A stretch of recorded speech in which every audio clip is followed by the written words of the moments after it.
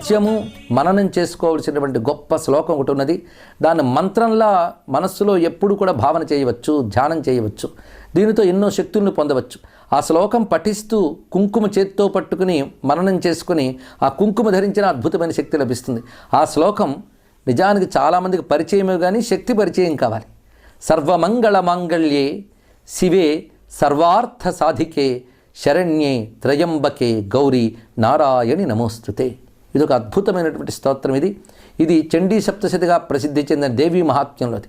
అందులో ప్రతి శ్లోకము అద్భుతమైన మంత్రరాశే, కానీ ఆ శ్లోకాలన్నింటిలోని ఒక మణిరత్నంలా ప్రకాశిస్తున్నటువంటిది ఈ దివ్యమైన శ్లోకం. దీనిలో భావం ఏంటంటే సర్వమంగళ మాంగళ్యే, మంగళము కలిగించే వాటిలో ఆ మంగళకర శక్తిగా నువ్వు ఉన్నావమ్మా అన్నారు ఇక్కడ. అంటే సృష్టిలో మనకు ఆనందం కలిగిస్తోంది, మంచి కలిగిస్తోందని వస్తువుని స్వీకరిస్తామని, అంటే దానిలో ఆనందము మేలు కలిగి